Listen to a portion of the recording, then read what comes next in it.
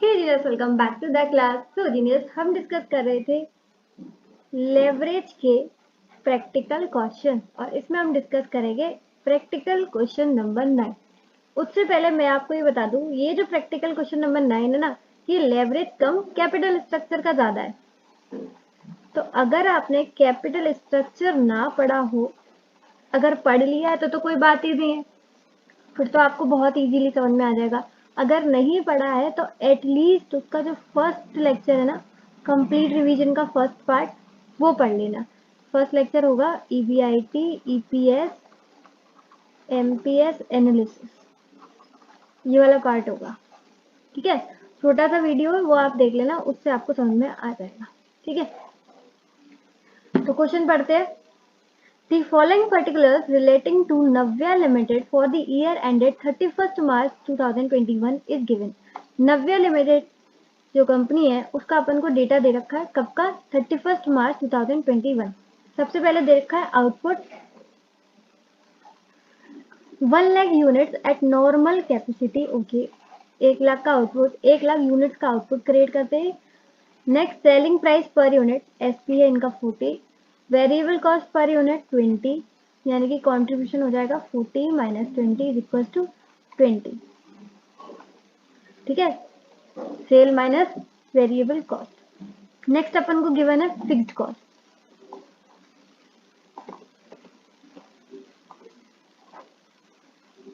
Fixed cost दे रखा है 10 लाख।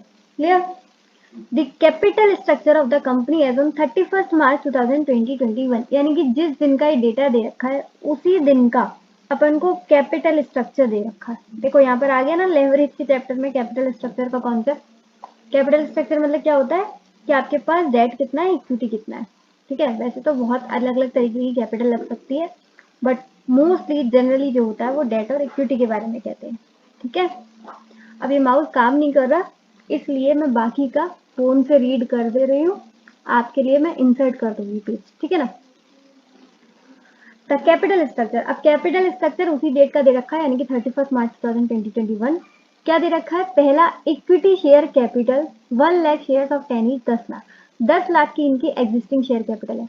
एक काम करती हूँ, मैं फोन में से पढ़ पढ़कर यहाँ पर लिख दे रही हूँ, वैसे भी आपको समझाना ही है। तो इनकी एग्जिस्टिंग जो है वो है इक्विटी शेयर कैपिटल। ठीक है, इक्विटी शेयर कैपिटल कितना है? 1 लाख शेयर इंटू 10, ये हो गया 10 लाख। उसके बाद रिजर्व एंड सरप्लस। अब मुझे बताओ ये काम का है क्या? नहीं, तो उसको छोड़ो। नेक्स्ट, 7% डिवेंचर, यानी कि डिवेंचर जिनका रेट है, जिनका इंटरेस्ट रेट है 7%, ये कितना है? 10 लाख। तो ये भी हो गया हमारा 10 लाख। ठीक है, यानी कि एग्जिस्टिंग अगर हम बात करें 20 लाख। करंट लायबिलिटी, इसको भी इग्नोर करो, ये भी हमारे काम की नहीं है। आगे बढ़ते हैं। Navya limited has decided to undertake an expansion project to use the market potential that will involve 10 lakh. अब ये अपने प्रोजेक्ट का एक्सपेंशन मतलब बढ़ा रहे हैं बिजनेस, और उसके लिए इनको चाहिए 10 लाख। तो ये जो अभी हमने देखी ये हमारी थी एग्जिस्टिंग, अब इनको क्या चाहिए? नई कैपिटल है ना, एडिशनल कैपिटल। तो वो अपन लिख देते हैं पिंक पेन से या पर्पल से लिख देते हैं, न्यू। ठीक है, न्यू में इनको कितना चाहिए एक्सपेंशन के लिए? 10 लाख। 10 लाख चाहिए ना। हाँ, इनका पहला कितना है? 20 लाख, और अब इनको चाहिए 10 lakh. The company expected an increase in output by 50%। और ये 10 लाख रुपए अगर ये लगा देते हैं बिजनेस में, तो इनकी जो आउटपुट है वो कितने से बढ़ जाएगा? 50%। अभी देखो कितना है? 1 लाख, 50% बढ़ जाएगा यानी कि 50,000 से, तो टोटल कितना हो जाएगा? 1,50,000। ठीक है, ये नया आउटपुट हो जाएगा एक्सपेंशन के बाद। आगे देखो, fixed cost will be increase by 5 lakh. अभी फिक्स्ड कॉस्ट कितना है? 10 लाख, ये बढ़ जाएगा 5 लाख से, यानी कि हो जाएगा 15 lakh.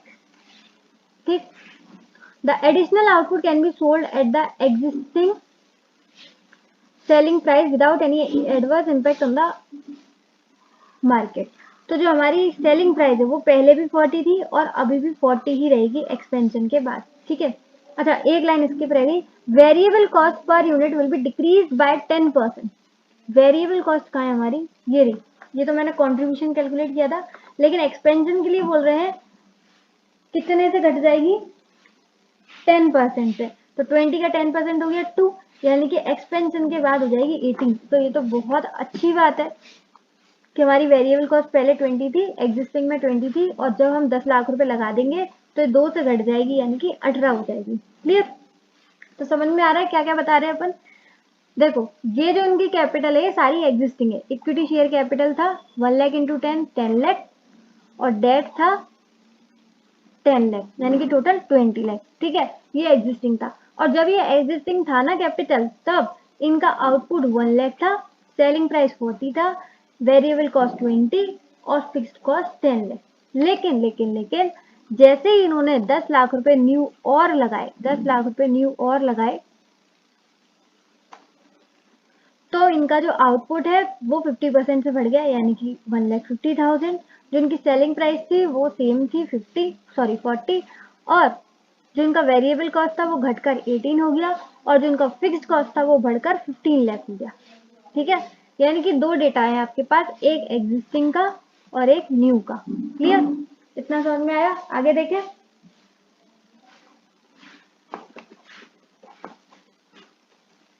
The following alternative schemes for financing the proposed expansion program are planned. अब हमारा proposed exemption कितना था, expansion था हमारा 10 lakhs का। अब बात आती है 10 lakhs हम उठाएं कैसे, उसके अलग अलग alternatives given है। पहला है entirely by equity shares of ₹10 each at par। सारा का सारा पैसा यानी कि 10 के 10 लाख पूरे के पूरे किससे उठाए जाए, इक्विटी से। ठीक है, और उसका फेस वैल्यू है 10, और इसका इशू प्राइस भी है 10, क्योंकि पार पे ही इशू कर रहे हैं। ठीक है, तो अगेन ये कितना हो जाएगा, 1 लाख इक्विटी शेयर,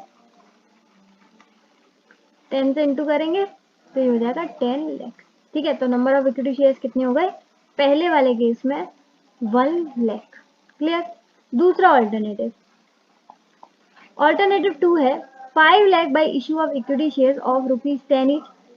5 लाख तो ये उठा रहे हैं इक्विटी से, यानी कि टोटल अपन को 10 लाख ही चाहिए, 5 लाख उठा रहे हैं इक्विटी से, तो 5 लाख किसे उठाएंगे, डेट से।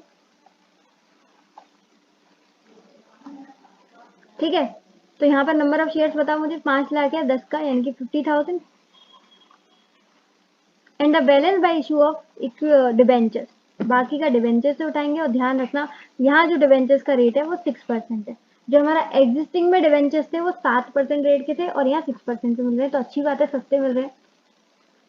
Third alternative number 3, entirely by 6% debenture, यानी कि पूरा का पूरा जो हमें 10 लाख रुपए चाहिए एक्सपेंशन के लिए, वो पूरा का पूरा पैसा हम कहाँ से उठा रहे हैं, डेट से, और यहाँ पर इंटरेस्ट रेट 6%। क्लियर? यानी कि एक पूरा का पूरा इक्विटी से है, एक पूरा का पूरा डेट से है, और बीच वाला 1:1 के रेशियो में, यानी कि 5 लाख डेट 5 लाख इक्विटी। तीनों ऑप्शन समझ में आ गए अच्छे से?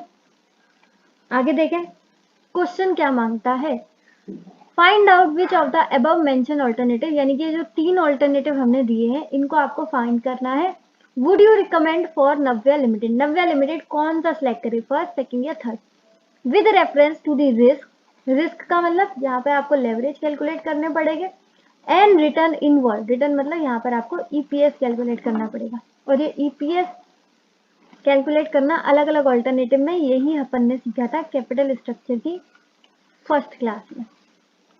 ठीक है, तो अगर चाहो तो फटाफट देखकर आ जाओ, और नहीं है तो साथ के साथ क्वेश्चन करो, थोड़ा बहुत तो समझ में आ ही जाएगा। मक्खन की तरह समझना है तो क्लास होनी चाहिए आपकी।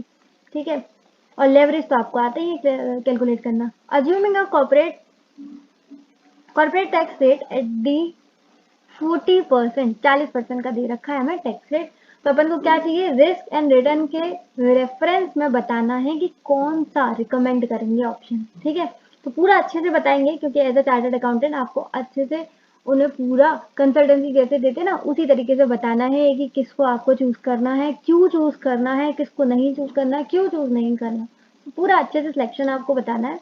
वो मैं आपको समझा दूंगी लेक्चर के एंड में। उससे पहले हम कैलकुलेट करना देखते हैं कि रिस्क और रिटर्न यानी कि लेवरेज और ईपीएस किस तरीके से कैलकुलेट हुआ और किस तरीके से इस क्वेश्चन की प्रेजेंटेशन होगी। ठीक है, यहाँ पर क्वेश्चन हो चुका है हमारा खत्म। तो चलिए फटाफट से कॉपी और पेन निकालते हैं और प्रैक्टिकल क्वेश्चन नंबर 9 को भी आसान बनाते हैं। कॉपी पर लिखिए लेवरेज का प्रैक्टिकल क्वेश्चन नंबर 9 सॉल्यूशन। ठीक है, अब इस तरीके के क्वेश्चन को प्रेजेंटेबल बनाने के लिए अपन दो स्टेटमेंट क्रिएट करते हैं। एक स्टेटमेंट जिसमें हम टोटल कैपिटल शो करते हैं कि अलग अलग ऑल्टरनेटिव में किस प्रकार अलग अलग पैसा आएगा, किसमें इक्विटी से ज़्यादा आएगा, किसमें डेट से ज़्यादा आएगा। और स्टेटमेंट 2 जो एक्चुअल क्वेश्चन की रिक्वायरमेंट होती है, ईपीएस कैलकुलेट करना, और कैपिटल स्ट्रक्चर में हमने देखा था एनपीएस कैलकुलेट करना। इस क्वेश्चन में अपन को रिस्क यानी कि लेवरेज कैलकुलेट करना है। ठीक है, तो चलिए दोनों स्टेटमेंट क्रिएट करते हैं। सो इस तरीके के क्वेश्चंस करने के लिए अपन पहला काम क्या करते हैं, एक स्टेटमेंट क्रिएट करते हैं जिसमें अलग अलग फाइनेंशियल प्लान जो भी अपन को ऑप्शंस गिवन है वो सारे लिखते हैं, और उसमें एग्जिस्टिंग और न्यू दोनों लिखते हैं ताकि हमें पता चला है कि टोटल कैपिटल कितना है। ठीक है, बाकी फिर हम दूसरा स्टेटमेंट क्रिएट करेंगे जो क्वेश्चन की एक्चुअल रिक्वायरमेंट है, रिटर्न्स कैलकुलेट करना यानी कि ईपीएस। और इस क्वेश्चन में एक्स्ट्रा चीज है रिस्क भी, क्योंकि लेवरेज का क्वेश्चन है। अगर कैपिटल स्ट्रक्चर का होता तो खाली आपसे रिटर्न मांगता है यानी कि ईपीएस एमपीएस, लेकिन यहाँ पर लेवरेज का क्वेश्चन है इसलिए आपसे रिस्क भी पूछ रहा है यानी कि लेवरेज। ठीक है, तो लेवरेज और ईपीएस के लिए अपन एक अलग स्टेटमेंट क्रिएट करेंगे। और पहला स्टेटमेंट ये जरूरी है बहुत ज्यादा, ये आपको पता होगा क्यों जरूरी है, ताकि आगे जाके हमें बिल्कुल भी कंफ्यूजन ना हो। ठीक है, तो उसका सिंपल सा फॉर्मेट क्रिएट कर देते हैं अपन, पर्टिकुलर तीनों ऑप्शन। ठीक, पहला ऑप्शन क्या था, यहाँ पर याद करने के लिए लिख देते हैं पूरा इक्विटी का, दूसरा था इक्विटी प्लस डेट का, और तीसरा था पूरा का पूरा डेट का। ठीक है, सबसे पहले लिखते हैं हम एग्जिस्टिंग कैपिटल। एग्जिस्टिंग तीनों में थी, चाहे आप ऑप्शन 1 से उठाओ, 2 से उठाओ या 3, कोई भी ऑप्शन से पैसा उठाओ, आपकी एग्जिस्टिंग कैपिटल जो पहले से है वो तो रहेगी ना, तो एग्जिस्टिंग तीनों में आएगी। अब एग्जिस्टिंग में था क्या, पहला इक्विटी शेयर कैपिटल कितना था, 1 लाख इंटू 10। ठीक, तो 10 लाख। अब ये तीनों ऑप्शंस में आएगी, मैं ऑलरेडी बता चुकी हूँ, एग्जिस्टिंग है भाई, तीनों में ही आएगी। नेक्स्ट अपन को रिजर्व एंड सरप्लस गिवन था लेकिन वो जरूरी नहीं है। थर्ड डिवेंचर, क्योंकि दो ही चीजें तो जरूरी है। इक्विटी शेयर कैपिटल इसलिए जरूरी है क्योंकि हम ईपीएस कैलकुलेट करेंगे तो वहाँ नंबर ऑफ इक्विटी शेयर चाहिए। डेट इसलिए चाहिए क्योंकि डेट का अपन को इंटरेस्ट कैलकुलेट करना होता है। तो दोनों ही चीजें इनकम स्टेटमेंट में काम आती हैं, इसी वजह से यही दो चीजें चाहिए। बाकी का रिजर्व एंड सरप्लस और करंट लायबिलिटी इनको मारो इग्नोर। डिवेंचर्स कितने थे,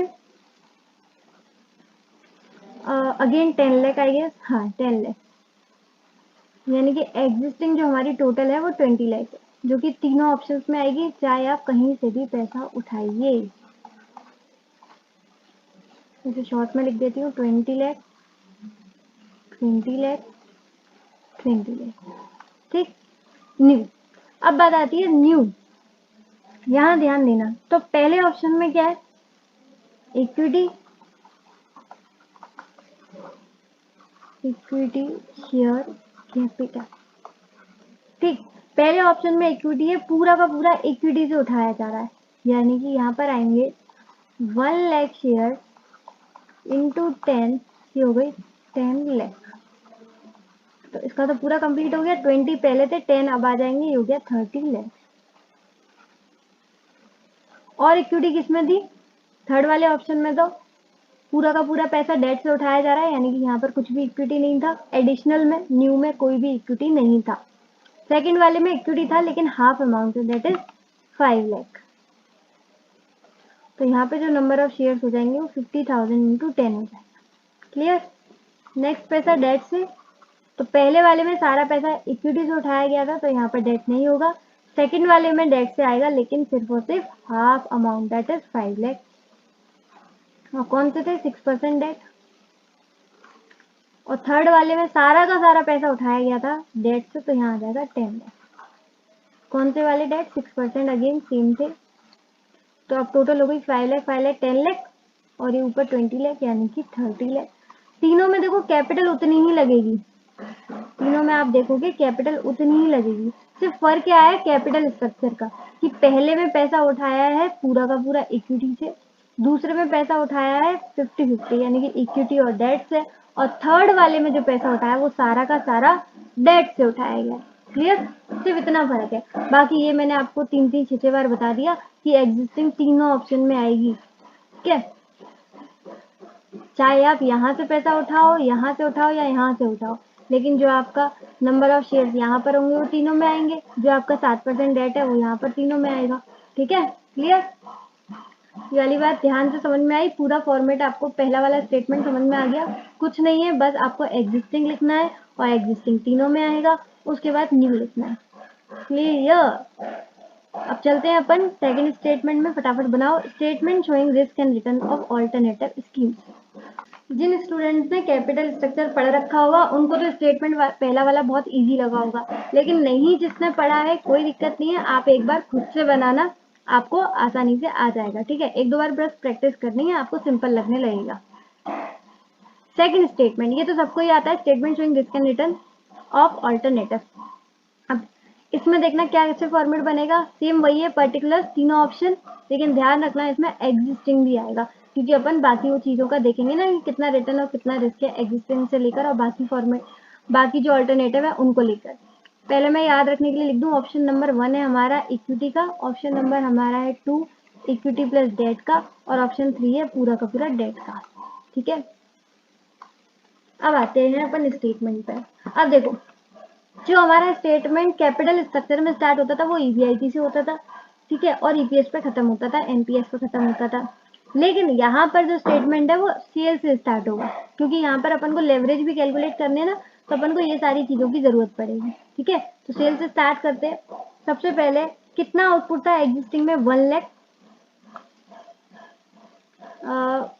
यहीं पर लिख दूं, कहाँ लिखूं? 1 लाख, और जो सेलिंग प्राइस थी वो थी 40। ठीक है, तो एग्जिस्टिंग में आ जाएगा 40 लाख। लेकिन ध्यान देना, वहां पे बोला था कि अगर हम एक्सपेंड करते हैं अपने बिजनेस को, 10 लाख रुपए और लगाते हैं, तो हमारा जो आउटपुट हो जाएगा वो 1.5 लाख हो जाएगा। हमारा जो आउटपुट हो जाएगा वो 1.5 लाख हो जाएगा, और सेलिंग प्राइस सेम रहेगा 40। ठीक है, तो ये किसके लिए है? ये वाला है एग्जिस्टिंग प्लान के लिए, जो एग्जिस्टिंग है, और ये वाला है हमारे ऑल्टरनेटिव के लिए, क्योंकि एक्सपेंड के बाद का है। ठीक है, तो 1.5 लाख इंटू 40, तो यहाँ पर हमारी कितनी सेल होगी टोटल? 60 लाख की। ये सबको समझ में आया? उन्होंने खुद बोला था 10 लाख रुपए लगाओगे तो आपका जो आउटपुट है वो 50% बढ़ जाएगा, यानी कि 1 लाख से वो 1.5 लाख हो जाएगा। क्लियर? फिर आते हैं वेरिएबल कॉस्ट की। वेरिएबल कॉस्ट कितना था? 20, लेकिन सिर्फ और सिर्फ एग्जिस्टिंग केस में, तो 1 लाख इंटू 20।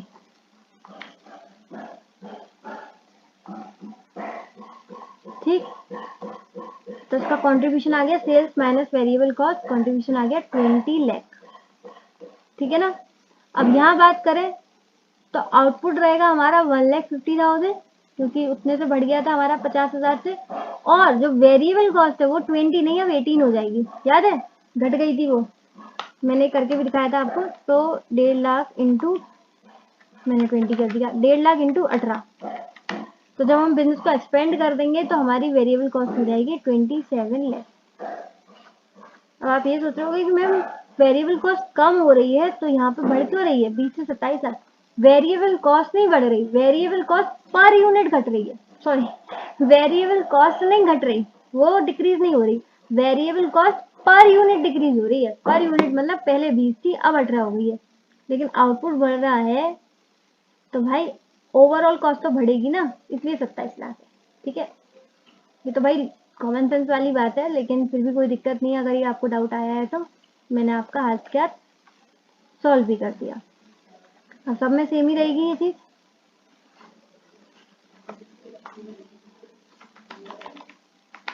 ये आ गया 33 लाख,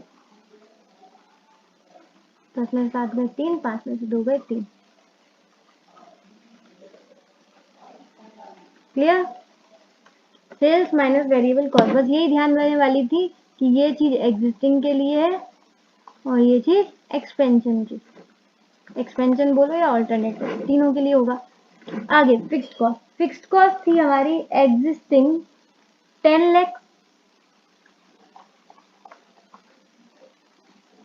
एक आध जीरो कम ना हो जाए, कैलकुलेशन गलत हो जाए। 20 में से 10 गए, 10 लाख आ गया हमारा EBIT, contribution minus fix cost. अच्छा ध्यान देना, उन्होंने बोला था फिक्स कॉस्ट जो है वो इंक्रीज हो जाएगी बाय 5 लाख, तो पहले 10 लाख थी, अब 5 लाख से बढ़ जाएगी, यानी कि हो जाएगी 15 लाख।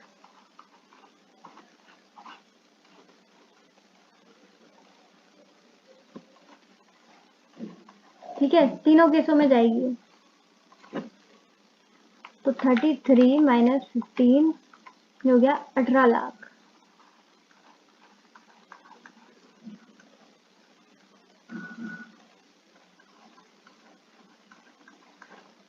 नेक्स्ट है हमारा इंटरेस्ट। अब इसमें ध्यान देना, एग्जिस्टिंग वाले में सिर्फ एग्जिस्टिंग वाला ही डेट होगा, यानी कि 7% डिवेंचर 10 लाख के। ध्यान देना, 7% डिवेंचर 10 लाख के, यानी कि सिर्फ और सिर्फ 70,000 आएगा पहले वाले केस में, यानी कि एग्जिस्टिंग में। ठीक है, इसको हाथ के हाथ माइनस कर दूं, ये आ गया 9,30,000।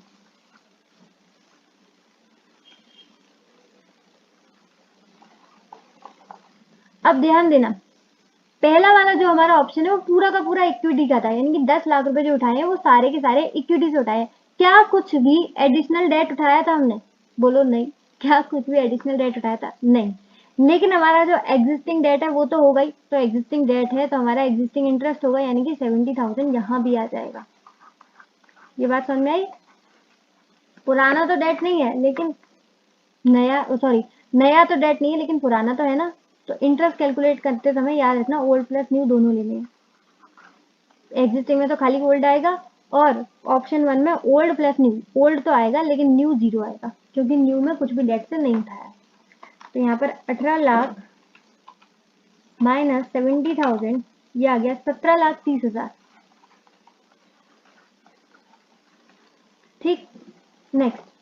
अब ध्यान देना, ऑप्शन 2 में यहाँ पर डेट न्यू में भी है, तो ओल्ड में भी आएगा और न्यू में भी आएगा। एग्जिस्टिंग डेट जो 70,000 है वो तो आएगा ही आएगा, एग्जिस्टिंग डेट जो 70 की है वो तो आएगा ही आएगा। साथ के साथ जो आपने नया डेट उठाया है, कितना, 5 लाख का, वो भी आएगा। अब ध्यान देना, नया डेट जो उठाया है वो 5 लाख का उठाया है 6% से, तो इसका डेट आएगा, इसका इंटरेस्ट आएगा 30,000। कितना आएगा? 30,000। तो 70,000 पहले था, 30,000 और आ जाएगा, यानी कि हो जाएगा 1 लाख। 30,000 समझ में आ गया ना कैसे आया? 5 लाख का डेट का है 6% से, तो ये आ गया 1 लाख। तो 18 में से एक गया, ये आ गया 17 लाख। लास्ट वाला, लास्ट वाले में तो सारा का सारा पैसा डेट से उठाया है, तो एक तो हमारा एग्जिस्टिंग डेट, ऊपर से नया भी सारा का सारा डेट, तो एग्जिस्टिंग डेट का इंटरेस्ट 70 के तो आएगा ही आएगा। साथ के साथ जो हमने 10 लाख का 6% से उठाया है, यानी कि 60,000 और आ जाएगा, यानी कि हो जाए 1,30,000।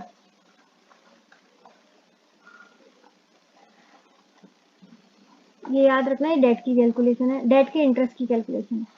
ठीक है, जिसको नहीं आई वो यहाँ से देख लेना। ये माइनस हो जाएगा 18 लाख माइनस 7 अच्छे 13, 1,30,000, ये हो गया 16,70,000। तो कैलकुलेशन आराम आराम से करना जैसे मैं कर रही हूँ, ज़्यादा हड़बड़ाना नहीं, क्वेश्चन गलत हो जाएगा। ऐसे क्वेश्चन में पूरे मार्क्स आ सकते हैं आराम से, अगर आप हड़बड़ाओ नहीं।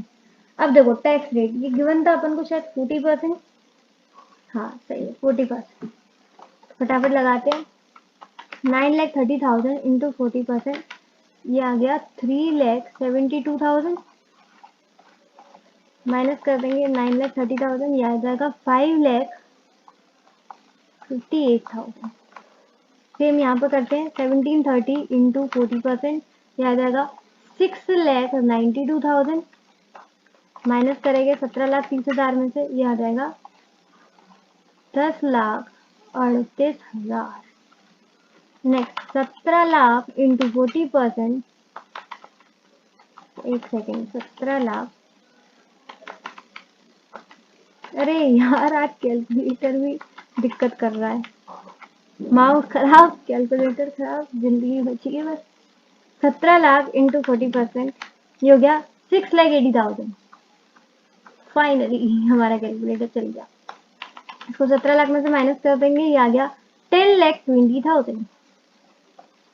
नेक्स्ट हमारा 16,70,000 इंटू 40%, ये आ गया 6,68,000 टैक्स, और अर्निंग आफ्टर टैक्स आ जाएगी इसको माइनस करके 10,02,000। ठीक, ये हमारा आ गया EAT। कब तक आ गया EAT? 5,58,000, 10,38,000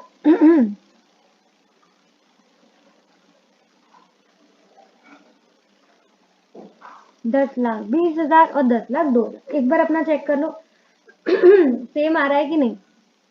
सही है कैलकुलेशन सारी? आपका भी यही आ रहा है, वेरी गुड। अब उन्होंने जो क्वेश्चन की मेन रिक्वायरमेंट थी वो रिटर्न था कैलकुलेट करना, यानी कि ईपीएस। तो अब डिवाइड कर देंगे नंबर ऑफ इक्विटी शेयर्स से। अब number of equity shares calculate करते समय भी ध्यान देना, होश में रहना कि ओल्ड प्लस न्यू दोनों करना है, ठीक है। तो देखो एग्जिस्टिंग में क्या आएगा, एग्जिस्टिंग में कोई ऑप्शन तो है नहीं, प्लान तो है नहीं, यानी कि ओल्ड वाले आएंगे, और ओल्ड में कितने थे 1 लाख, तो आ जाएगा 5.58। क्लियर। दूसरा वाला, इसमें सारा का सारा इक्विटी से पैसा उठाया है, तो 1 लाख तो आएगा ही आएगा ओल्ड वाला, और साथ के साथ न्यू वाला भी आएगा। न्यू कितने थे, 1 लाख ही थे, तो यहाँ पर कितना हो जाएगा 2 लाख। 1 लाख ओल्ड वाले तो रहेंगे एग्जिस्टिंग, तो 10,38,000 डिवाइडेड बाय 2 लाख, ये आ जाएगा 5.19। कितना बेकार है बताओ। एक तो अपन पैसा उठा रहे हैं 10 लाख रुपए, और हमारा ईपीएस पहले से भी कम हो गया। पहले ईपीएस था 5.58 और अब अपन अर्न कर रहे हैं 5.19। भाई यार, पहला ऑप्शन तो हम रिकमेंड करेंगे ही नहीं, गलती से भी सपने में भी रिकमेंड नहीं करेंगे, ठीक है। थर्ड देखते हैं अपन। थर्ड में आधा पैसा डेट से और आधा इक्विटी से, यानी कि 1 लाख तो आएगा ही आएगा ओल्ड वाला। न्यू में कितने आएंगे, सिर्फ और सिर्फ 50,000, यानी कि यहाँ आएगा 1,50,000। तो 10,20,000 में से 1,50,000 डिवाइड करेंगे 6.8, इट इज बेटर। 5.58 से 6.8 हो गया, ये फिर भी ठीक है। नेक्स्ट देखते हैं लास्ट वाला। लास्ट में सारा का सारा पैसा डेट से उठाया गया था, यानी कि नंबर ऑफ शेयर्स में कुछ भी इंक्रीमेंट नहीं हुआ है, जो ओल्ड वाले रहेंगे वही रहेंगे, यानी कि 1 लाख। तो न्यू में कुछ भी नहीं आएगा, ठीक है। 10,02,000 डिवाइडेड बाय 1 लाख 10.02 आ जाएगा। हाँ सही है। ये है हमारा सबसे बढ़िया, यानी कि अगर हम ईपीएस के रेफरेंस में, अर्निंग के रेफरेंस में देंगे तो हम किसको देंगे, ऑप्शन नंबर 3 को सबसे बेस्ट है।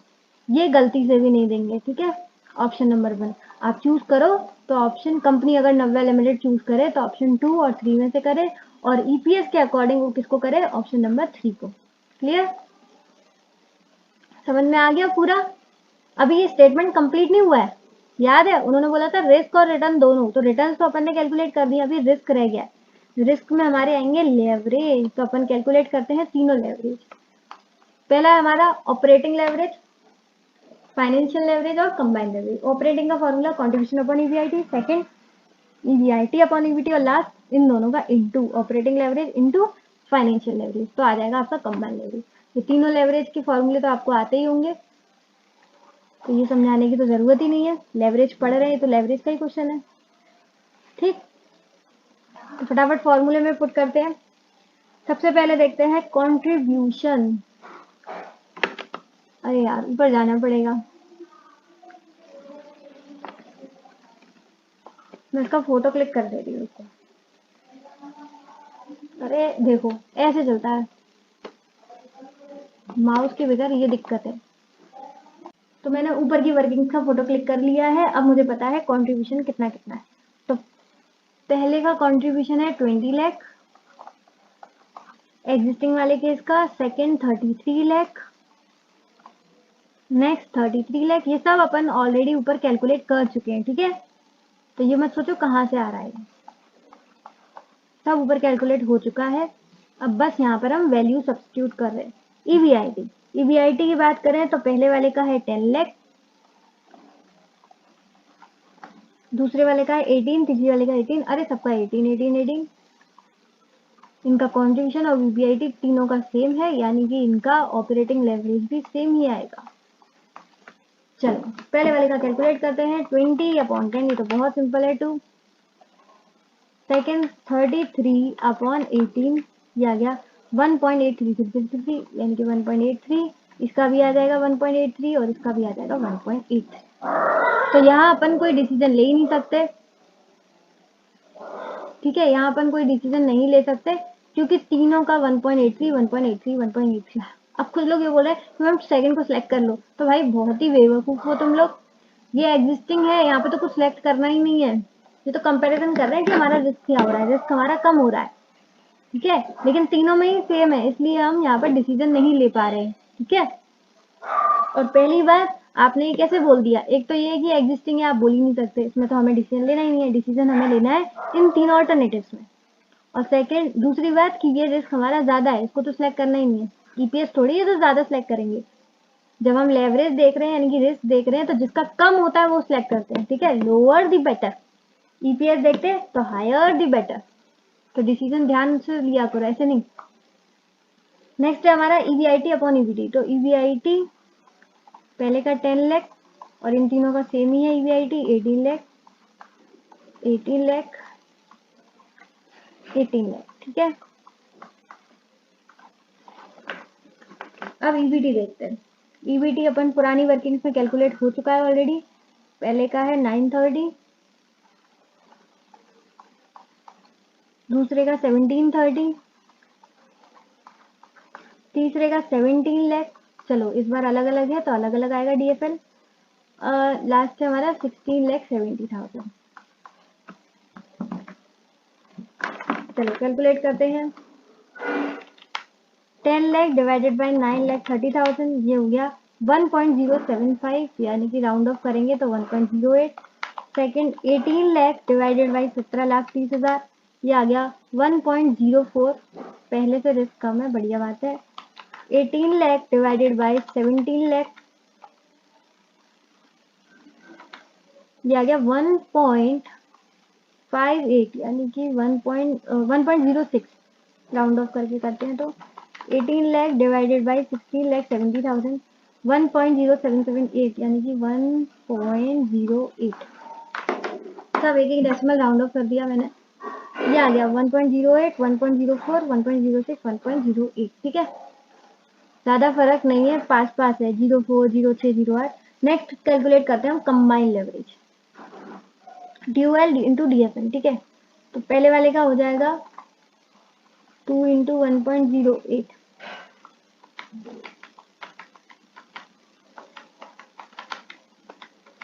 2.16। Next 1.83 into 1.04, 1.9032।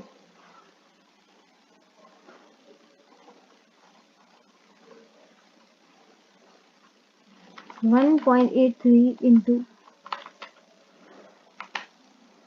1.939, यानी कि 1.94, बड़ा पास पास आ रहा है ये तो।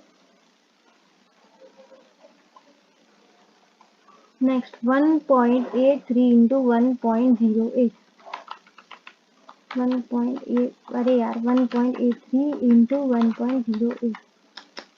कैलसी भाई ठीक हो जाओ, 1.08 आखिरी समय है, 83, ये हो गया 1.976, यानी कि 1.98। राउंड ऑफ कर रहे हो, ठीक है। ये फाइनली आ गया हमारा लेवरेज, यानी कि रिस्क 2.16, 1.90, 1.94, 1.98।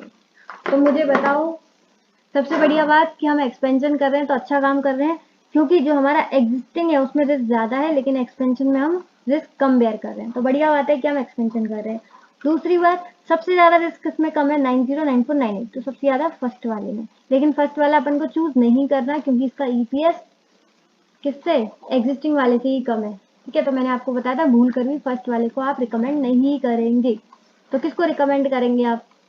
नेक्स्ट किसका कम है, 1.94 या 1.98, तो सेकंड वाले ऑप्शन का, ठीक है। तो अगर हम रिस्क की बात करें तो रिस्क सबसे ज्यादा किसका कम है, सेकंड वाले ऑप्शन का। तो अगर आप रिस्क के बेस पर देखें, रिस्क के बेस पर तो सेकंड इज बेस्ट, ठीक। और अगर आप रिटर्न्स के बेस पर देखें तो थर्ड ऑप्शन इज बेस्ट। तो इस तरीके से एट द एंड आपको 3 से 4 लाइन में अपना डिसीजन दे देना है कि रिस्क के बेस पर सेकंड ऑप्शन बेस्ट है और रिटर्न्स के बेस पर थर्ड ऑप्शन। क्लियर?